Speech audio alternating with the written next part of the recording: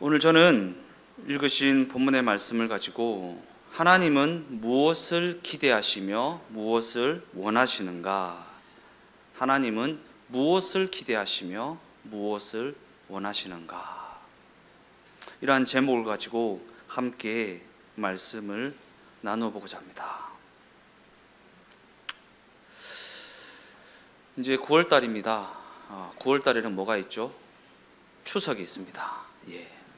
오늘 본문은 호세아 선지자가 이스라엘의 멸망할 즈음 곧 추수감사절이라는 절기에 선포한 말씀입니다.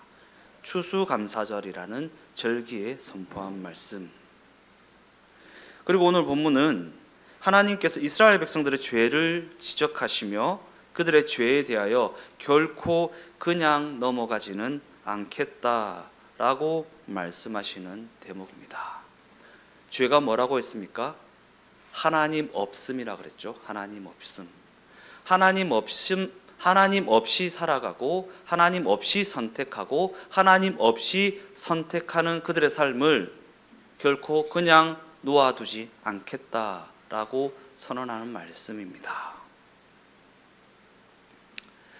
호세아는 이스라엘 백성들이 가을의 추수를 기뻐하며 그 추수를 즐기고 있을 그때에, 가을 하면 추수 때를 떠올리고 추수 때는 풍성함을 떠올리고 풍성함은 기쁨을 주는 것이잖아요.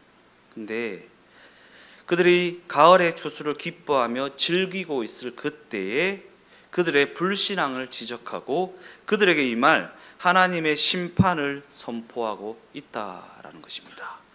그들에게 임할 하나님의 심판을 선포하고 있다. 이러한 심판의 메시지의 중심에는 이스라엘이 가진 그 신앙과 하나님이 그들에게 기대하시는 그 신앙의 모습 간에 괴리감이 자리 잡고 있었습니다.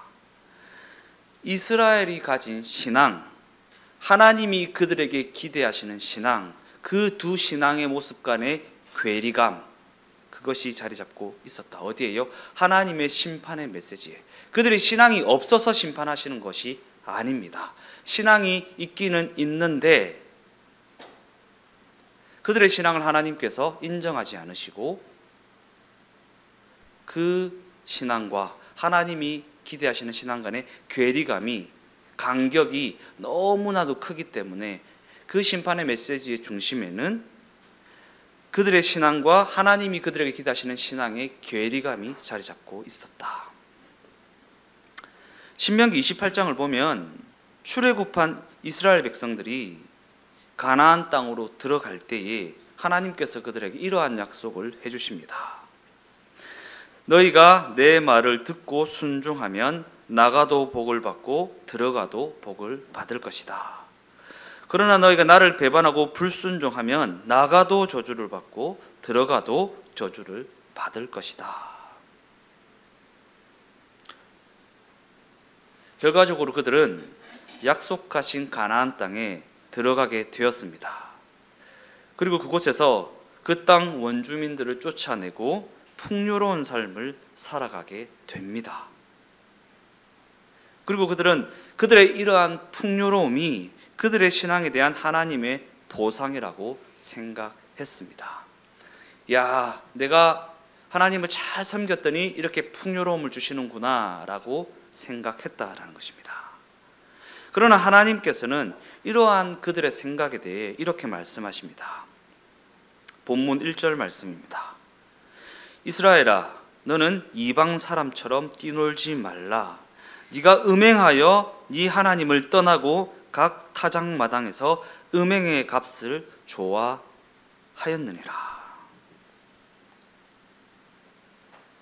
즉 하나님께서는 그들이 거둔 그 부요한 수확이 하나님께 순종하여 하나님의 말씀에 순종하여 받은 보상이 아니라 그들이 하나님의 길에서 떠나 오직 물질의 풍요로움을 쫓아 얻은 값일 뿐이라고 그렇게 말씀하고 계시다라는 것입니다.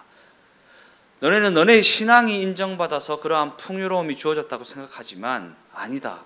네가 인간적인 방법으로 수단과 방법을 가리지 않고 돈 버는 데만 혈안이 되어서 살아서 그렇게 돈 많이 번 거지 내가 준 건 아니다 라고 말씀하고 계시다라는 것입니다. 호세아 선지자가 그들에게 이러한 하나님의 책망을 전하니까 그는 이스라엘 백성들의 강력한 반발을 사게 됩니다. 본문 7절 말씀입니다. 형벌의 날이 이르렀고 보응의 날이 온 것을 이스라엘이 알지라. 선지자가 어리석었고 신에 감동한 자가 미쳤나니 이는 네 죄악이 많고 네 원한이 큼이라. 이스라엘 백성들은 호세아 선지자를 향해 네가 미쳤다. 우리는 하나님의 복을 받아서 이렇게 잘 먹고 잘 살고 있는데 네가 미쳐서 쓸데없는 소리를 하고 있다라고 반발을 했다라는 것입니다. 8절 말씀도 읽어보겠습니다. 에브라임은 나의 하나님과 함께한 파수꾼이며 선지자는 모든 길에 친 새 잡는 자의 그물과 같고 그의 하나님의 전에는 원한이 있도다. 이는 호세아와 같은 선지자들이 길에 그물을 쳐놓고 하나님의 성전에까지 쫓아 들어와서 자신들에게 못할 짓을 하고 있다라고 반박을 하는 대목입니다. 즉 이스라엘 백성들은 신명기 28장 말씀을 근거로 하여 물질적 부요는 하나님께로부터 오는 복이기에 우리에게 물질적 부요가 있다라는 것은 우리의 신앙이 하나님 앞에서 인정을 받은 것이다 라고 그렇게 주장했다. 봐봐, 잘 먹고 잘 살고 있잖아. 하나님이 복 주셔서 이렇게 잘 먹고 잘 사는 거야. 근데 무슨 그래 쓸데없는 소리를 하냐 라고 반박을 했다라는 것입니다. 그러나 하나님께서는 그들을 향해 이렇게 책망하십니다. 지금의 물질적 풍요로움은 너희가 내 다스림에 순종하여 얻은 것이 아니라 너희가 물질의 풍요로움만 쫓아 얻은 것인데 너희는 내가 준 것이라고 스스로를 속이고 있다. 이를 통해 우리는 이스라엘 백성들이 생각하는 신앙의 모습과 하나님께서 원하시는 신앙의 모습이 너무나도 다르다라는 사실을 확인할 수 있다라는 것입니다. 그리고 이는 호세아 6장 말씀을 통해서도 확인할 수 있는 내용입니다. 나는 인애를 원하고 제사를 원하지 않는다. 내가 원하는 것은 너희가 나를 아는 것이다. 즉 하나님이 그들에게 기대하시는 것과 그들에게 원하시는 것은 욕심을 이루기 위해 드리는 신앙 행위나 인간적인 방법으로 얻은 땅의 소산이 아니다라는 것입니다. 욕심을 이루기 위해 드리는 신앙 행위, 비나이다. 우리의 신앙이 이러면 안 된다고 그랬잖아요. 우리의 신앙이 건강한지 안 건강한지 두 가지 잣대를 비추어 보면 알 수 있다고 했지 않습니까? 그 두 가지 잣대가 무엇입니까? 내 신앙의 근원이 욕심인가 두려움인가? 내 신앙의 근원이 욕심인가 두려움인가? 내가 원하는 게 있어서, 내가 갖고 싶은 게 있어서, 내가 되고 싶은 게 있어서 하나님께 비나이다 하고 있는지, 아니면 지옥 갈까봐 두려워서 비나이다 하고 있는지, 그 두 가지가 아닙니다. 기독교 신앙은요, 예수님을 사랑하여서 예수님과 관계를 맺고 그 예수님과 동행하는 삶을 살아가는 것입니다. 그런데 우리의 신앙이 욕심의 근거를 두고 내가 원하는 자식이 잘 되고 사업이 잘 되고 직장에서 높임받고 유명한 사람 되고 돈 많이 벌고 그것이 중심에 있으면 건강하지 못한 신앙입니다. 하나님이 인정하지 않는 신앙입니다. 반면에 지옥 갈까봐 두려워서 예배드리고 지옥 갈까봐 두려워서 말씀 읽고 지옥 갈까봐 두려워서 기도하고 제가 극단적인 예를 한번 들었지 않습니까? JMS 정명석한테 몸을 바쳤던 그 자매가 왜 그 교주한테 몸을 바쳤는가? 지옥 갈까봐 두려워서. 뭐가 다릅니까? 지옥 갈까봐 두려워서 몸 바치고, 지옥 갈까봐 두려워서 기도하고, 지옥 갈까봐 두려워서 성경 읽고. 그 두 가지 잣대가 아닙니다. 예수님을 알고 예수님을 사랑하여서 예수님의 그 인도하심에 내 걸음을 맞추어 나가는 거. 우리 자녀들이 왜 엄마 아빠의 말씀을 듣습니까? 엄마가 엄마를 사랑하니까, 아빠를 사랑하니까. 엄마한테 맞을까봐 두려워서 아빠 말 듣고 엄마 말 듣는 애들은 건강하지 못한 거잖아요. 그죠? 엄마가 맛있는 거 안 사줄까봐 엄마 말 잘 들으면 건강하지 못한 거잖아요. 그죠? 우리 신앙도 마찬가지입니다. 하나님이 내가 원하는 거 안 주실까봐 예배드리고, 하나님이 내가 갖고 싶은 거 안 주실까봐 기도하고, 하나님이 지옥 보낼까봐 예배드리는 그런 신앙이 되어서는 안 된다라는 것입니다. 즉 하나님이 그들에게 기대하시는 것과 그들에게 원하시는 것은 그들이 하나님을 아는 것입니다. 그들이 하나님을 아는, 내가 원하는 것은 너희가 나를 아는 것이다. 하나님의 의도하심을 아는 것이고, 하나님의 그 의도하심에 걸음을 맞추어 나가는 삶의 과정이다라는 것입니다. 하나님의 의도하심에 걸음을 맞추어 나가는 것. 자녀들이 부모의 의도하심의 뜻과 그 생각에 그 삶의 걸음을 맞추어 나가는 때가 되면 우리가 뭐라 합니까? 그 자녀들한테 철이 들었다라고 얘기하죠. 그죠? 철이 들었다. 신앙에 철이 드는 것을 원하신다라는 것입니다. 그러나 그들은 그런 하나님의 기대와 하나님의 원하심을 세상적인 것으로, 인간적인 방법에 따라 얻은 땅의 소산으로 바꾸어 버렸다라는 것입니다. 하나님, 내가 헌금 많이 했잖아요. 하나님, 내가 기도 많이 했잖아요. 내가 이렇게 많이 헌신하고 봉사했는데 왜 그러시냐고. 하나님이 내가 언제 그런 거 달라 그랬냐고. 내가 언제 그런 거 달라 그랬냐고.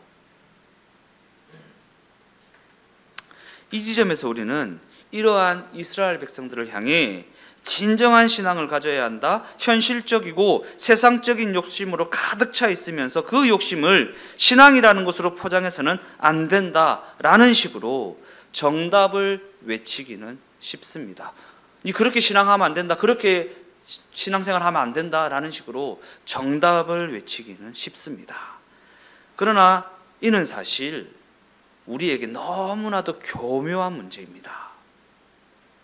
이를 예를 들어 설명을 드리자면, 많은 사람들이 한국 교회가 지금 엄청난 위기 가운데 놓여 있다고 말합니다. 그래서 한국 교회가 회개해야 한다라는 이야기가 여기저기서 쏟아져 나옵니다.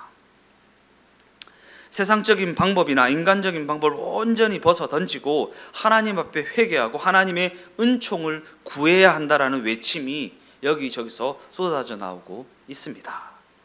이 얼마나 멋진 말이고 이 얼마나 옳은 말입니까? 그런데 이 말을 자세히 들여다보면 여기에는 자신의 역할과 자신의 책임은 교묘하게 빠져 있다라는 사실입니다.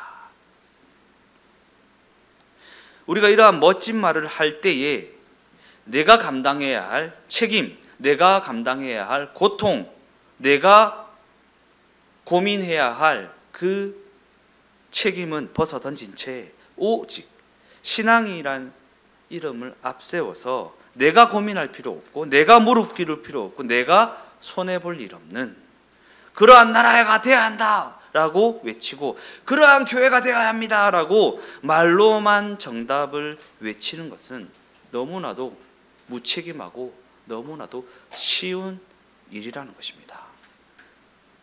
이 시대 한국 교회가 쪼개지고 나누어지고 싸우고 헐뜯고 막 그러죠. 왜 그런 겁니까? 자기의 책임은 벗어 던진 채 정답만을 외치고 있기 때문 아니겠습니까? 이러한 나라가 되어야 한다. 우리나라가 왜 이렇게 이념 전쟁이 치열한 것입니까? 자신이 감당해야 할 책임은 벗어 던진 채 그저 정답만을 외치고 있기 때문 아닙니까? 교회에서 왜 싸우고 헐뜯고 서로 막 정답을 정답만을 외치고 자신이 감당해야 할 책임은 무시한 채 벗어 던져버린 채 정답만을 외치고 있기 때문 아니겠습니까? 그러나 우리의 신앙 여정은 하나님의 백성으로서 우리의 역할과 우리의 책임은 국가나 교회나 시대와 같은 상황이나 환경 탓을 하는 것에서 끝나는 것이 아니다라는 것입니다. 국가나 교회나 시대와 같은 상황이나 환경 탓을 하는 것에서 끝나는 것이 아니다. 왜냐하면 우리의 신앙 여정은 하나님과 나 사이에 해결되어야 할 문제이기 때문입니다. 하나님과 나 사이에 해결되어야 할 문제. 이는 하나님을 상대해야 하는 지극히 개인적이고 지극히 실천적인 문제이기 때문입니다. 목사가 기도한다고 해결될 문제 아닙니다. 교회에 헌금 갖다 바친다고 될 문제 아닙니다. 하나님을 상대해야 하는 지극히 개인적이고 지극히 실천적인 문제이다라는 것입니다. 뭔가 문제가 자꾸 나를 괴롭히고 있습니까? 하나님과 나 사이에 해결되어야 할 어떠한 문제가 있지 않는지 생각해 보아야 한다라는 것입니다. 이제 올 8월 지났죠? 9월이죠? 지난달이 우리 상가가 이제 재계약 갱신을 해야 되는 날이었습니다. 그래서 상가 주인 집사님한테 연락이 왔어요. 그러면서 이제 재계약을 하니 뭐 월세를 어떻게 하니 저떻게 하니 이런 얘기를 나누다가 이제 이 집사님이 벌써 4년이나 같이 이제 관계를 맺어온 집사님인데 베트남에 주재원으로 가 계신 집사님인데 마지막에 이제 목사님 기도를 좀 부탁드린다고 제가 남편 모르게 큰 돈을 누군가한테 빌려줬는데 그 돈을 못 받게 생겼다고 그 돈 못 받게 생겨서 이렇게 좀 어려워졌다고 그 돈 받을 수 있게끔 좀 기도 좀 해달라고 뭐 이렇게 부탁을 해서 하셨어요.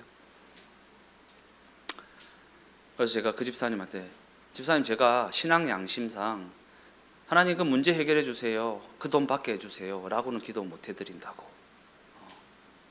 근데 하나님 살아계시고 하나님이 집사님을 사랑하시기 때문에 그 문제를 집사님에게 주신 것은 하나님과 집사님 사이에 해결되어야 할 어떠한 문제가 있기 때문 아니겠냐고.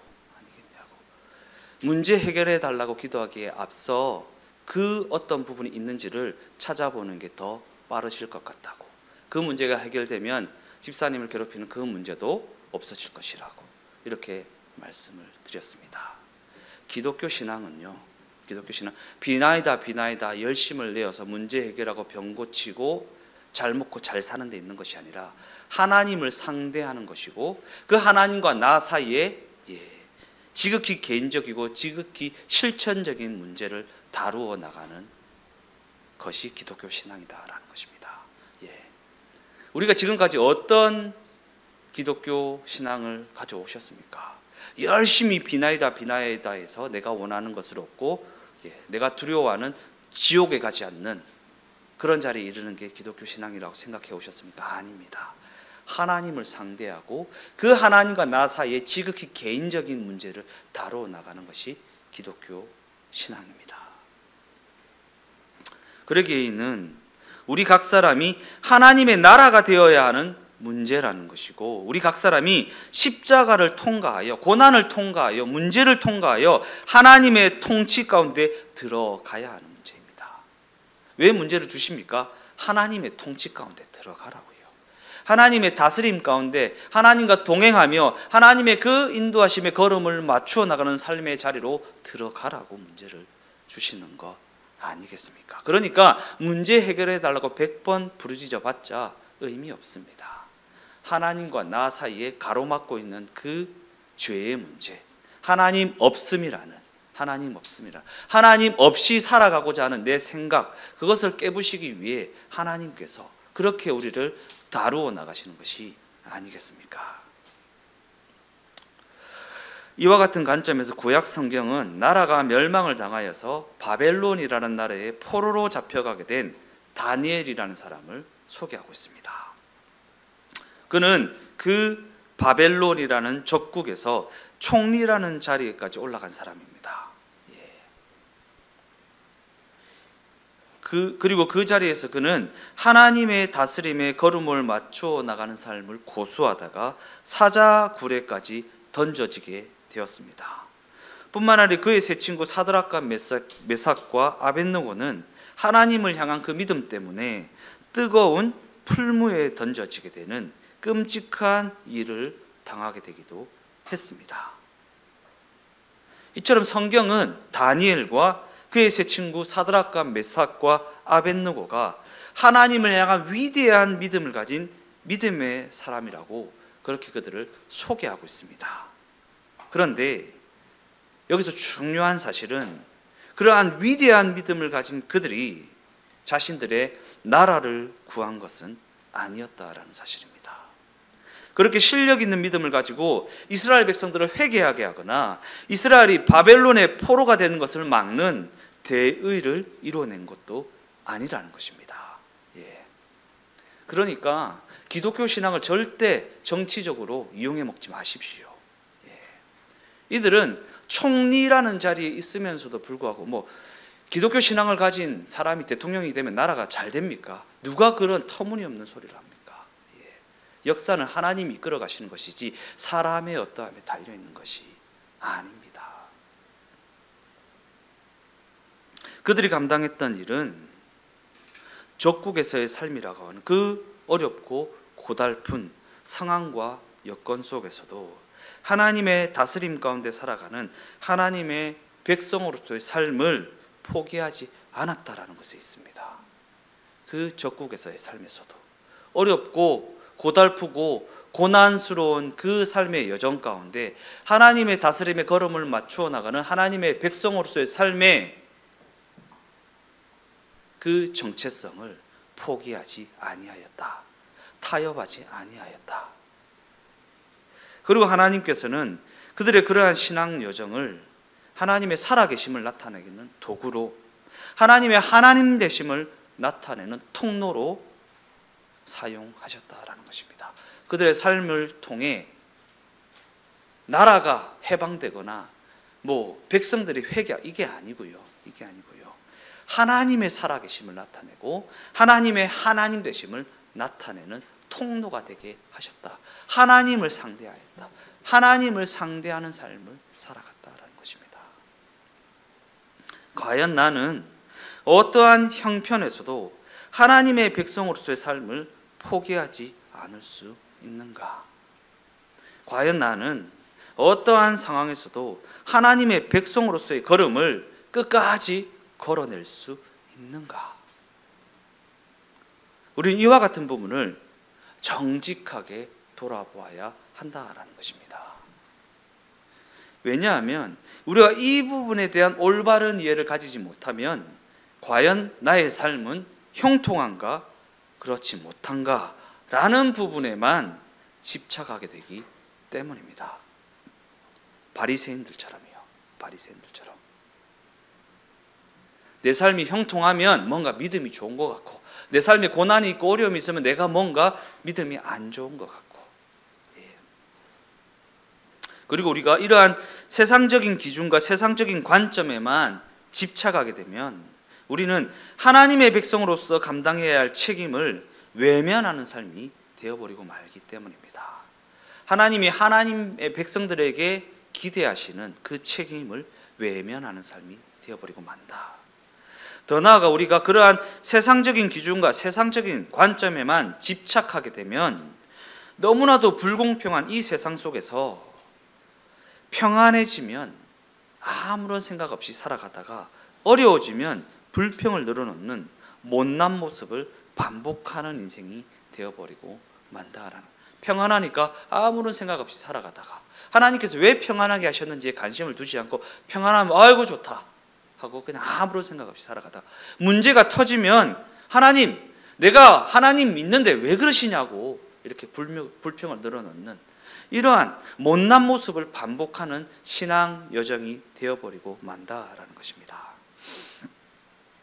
평안해지면 아무런 생각 없이 살다가 어려워지면 불평을 늘어놓는 그러한 삶의 모습은 세상적인 기준으로 보아도 그리 훌륭한 모습은 아니지 않습니까? 뿐만 아니라 이러한 삶의 모습은 하나님께서 예수의 생명을 값으로 지불하시며 목적하신 하나님의 백성다운 삶의 모습에는 더더욱 미치지 못하는 모습 아니겠습니까? 예수의 생명을 독생자 예수 그리스도의 목숨을 값으로 지불하며 목적하신 하나님의 백성다운 모습에는 더더욱 미치지 못한다. 이는 우리는 예수의 생명을 받은 인생이 이렇게 살아야만 한다라는 강요를 하려는 것이 아닙니다. 우리를 이처럼 사랑하셔서 독생자 예수의 생명을 주시고 하나님을 아바, 아버지라 부르게 하신 하나님의 그 은혜가 십자가의 사건을 통해 우리의 삶이 이미 시작되었다라는 이야기를 하고자 하는 것입니다. 우리의 삶에 이미 시작되었다. 그리고 하나님의 그 은혜가 우리 모두의 삶을 자기 십자가를 감당하는 삶으로 책임 있는 그의 백성으로서의 삶으로 부르고 계시다라는 사실을 말씀드리고 싶은 것입니다. 자기 십자가를 책임 있게 감당하는 삶, 하나님의 백성으로서의 삶을 책임 있게 살아내는 자리로 하나님께서 부르고 계시다. 그러기에 우리가 하나님의 부름을 받은 하나님의 백성이라면 하나님의 백성으로서 그의 다스림 가운데 살아가는 삶 외에는 선택의 여지가 없다라는 사실을 인지해야 합니다. 하나님이 부르셨습니다. 사람이 부른 게 아니라 하나님이 부르셨습니다. 하나님이 부르셨습니다. 그러니까 하나님의 부르심을 입은 자들에게는 하나님의 다스림을 받으며 살아가는 삶 외에는 선택의 여지가 없다라는 것입니다. 선택의 여지가 없다. 그러기에 우리는 우리를 부르신 하나님, 우리의 주인 되신 그 하나님이 과연 무엇을 기대하시는지, 무엇을 원하고 계시는지에 관심을 가져야 한다라는 것이죠. 제가 여러 번 강조해서 말씀드리는 거죠. 하나님이 무엇을 의도하셔서 지금 나로 하여금 이 상황에 직면하게 하셨는가?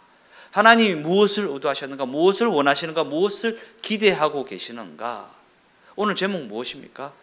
하나님은 무엇을 기대하시며 무엇을 원하고 계시는가? 무엇을 기대하시고 무엇을 원하시기에 나로 하여금 이 사망의 음침한 골짜기와 같은 이 시간을 지나게 하시는가? 무엇을 의도하셔서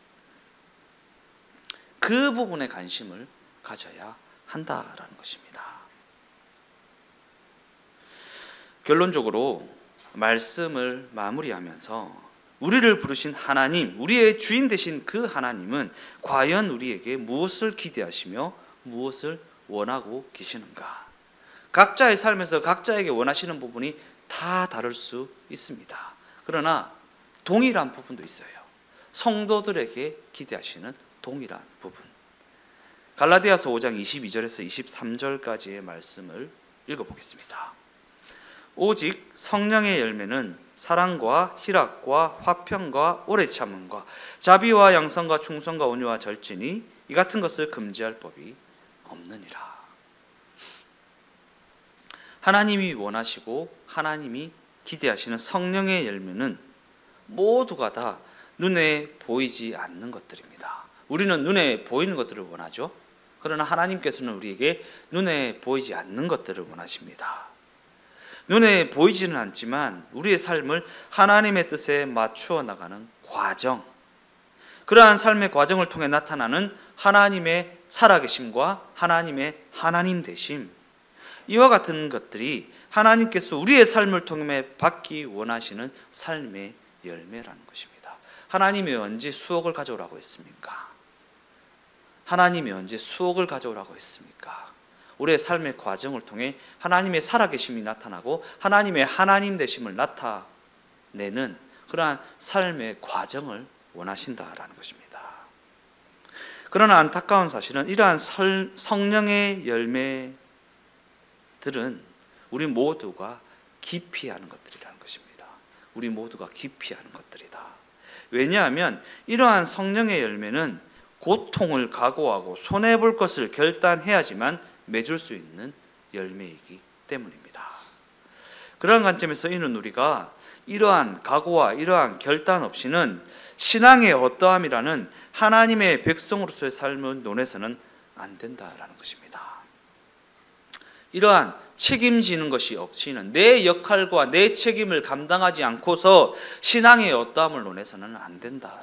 교회가 어때야 된다, 목사가 어때야 된다, 나라가 어떠해야 된다라고 정답을 외치기에 앞서 성령의 열매라고 하는 성도로서의 책임을 감당해 나가야 한다라는 것입니다. 즉 신앙의 어떠함을 논하기에 앞서 하나님의 백성으로서 삶을 논하기에 앞서 하나님의 백성으로서 감당해야 할 그 책임을 마땅히 감당해 나가야 한다는 것이고, 하나님의 백성으로서 살아내야 할 그 삶으로 우리의 삶을 채워 나가야 한다라는 것입니다. 그러니까 제가 골방에 처박혀서 2시간이고 3시간이고 기도하지 말고 내가 발딛고 있는 삶의 현장에서 하나님의 백성으로서 반응하며 살아가는 삶의 과정을 하나님께 드리자고, 그렇게 강조하고 또 강조하는 것입니다. 그리고 이는 억울한 일을 당하고 손해를 보게 될지도 모른다는 직면한 그 현실 속에서 모든 소망을 오직 하나님께 두고 살아야 한다라는 것을 의미하는 것입니다. 저 나쁜 놈이 내한테 해코지를 했다가 아닙니다. 하나님이 알고 계신다. 하나님이 알고 계신다. 그 하나님이 나를 사랑하시고 내 주인이 되신다. 그러한 모든 소망을 하나님께 두고 살아가는 삶이 되어져야 한다라는 것입니다.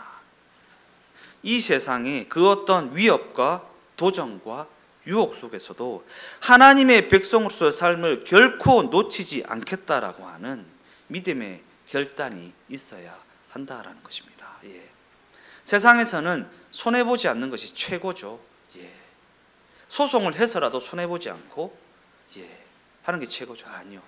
그러나 하나님의 백성들은 손해보는 일을 당하게 될지라도 하나님이 알고 계시고, 알고 계신 하나님께서 손해를 보게 하신 것에는 손해를 보게 하신 이유와 목적이 있다라는 것이고, 그 이유와 목적이 이루어지면 그 손해범도 떠나가게 된다라는 그 믿음으로 살아가는 것, 그것이 하나님의 백성들의 삶의 여정이라는 것입니다.